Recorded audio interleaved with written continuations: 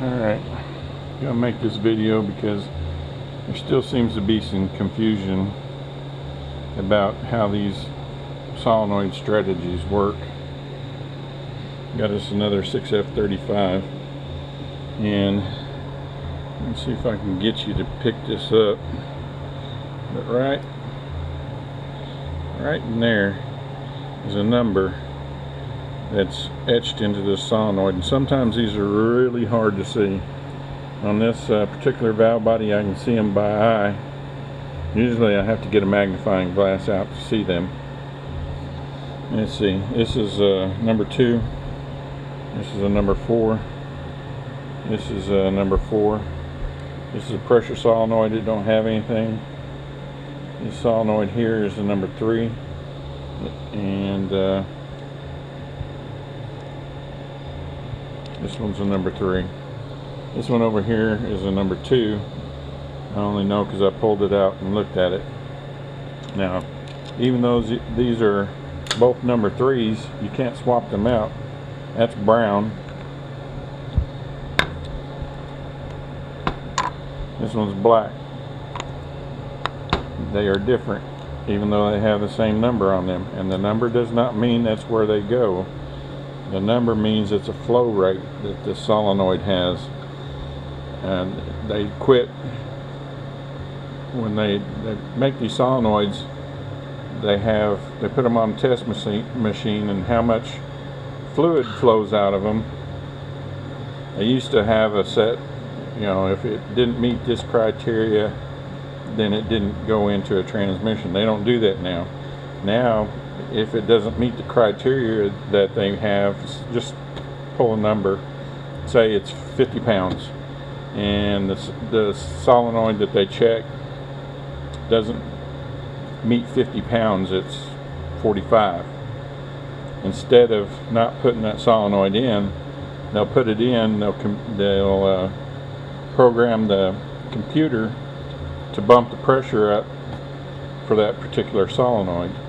So that's how they do that now, and that's why they number these things. They got a number, 1, 2, 3, 4, 5, and that tells the computer, when they program it, what flow rate the solenoid is.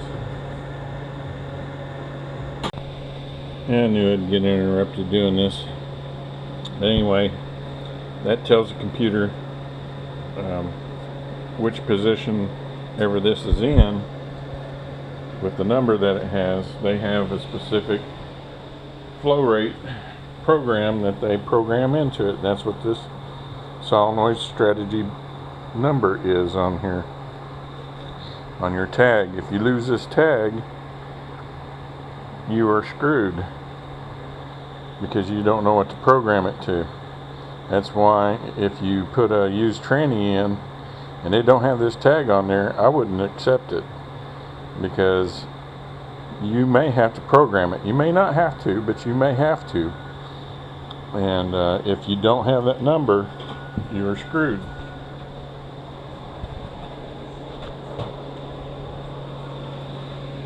Unless you want to start writing down every solenoid position and every solenoid strategy number, you're not going to know, because you're not going to be able to call Ford and then say, I need the program for this, because they're not going to know either, unless you have all these positions, and they're probably still not going to give it to you.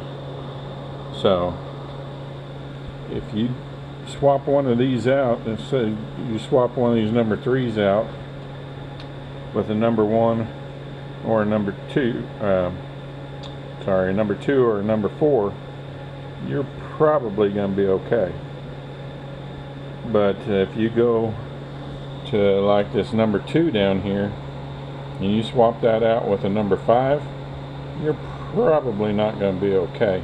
Especially if this was like a number 1 and you put a number 5, it's probably not, you're not going to relearn that out of there. You might, but there's no guarantees. And there's no guarantees that if you put a number 3 in where number 2 was, that you're going to be okay, but probably will. But you just don't know. It's imperative that you got that solenoid strategy number And you write that thing down in case it gets destroyed off of that tag, because you're going to need it. Don't just go pulling these solenoids out of their spots. Just take them all out. If you are going to do that, number the things. Put like a number 1 and mark, know that you're starting down here. This is number 1, number 2, number 3, number 4, number 5, number 6, number 7. Otherwise, you're gonna mess yourself up real bad. So be really careful on this late model stuff about these solenoids that have these solenoid strategy numbers on them, because you can get in trouble real quick. Okay, hopefully you can see this. It didn't show up before very well.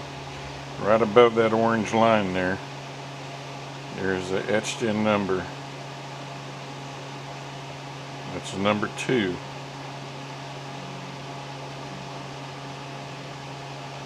That's the number that you're looking for.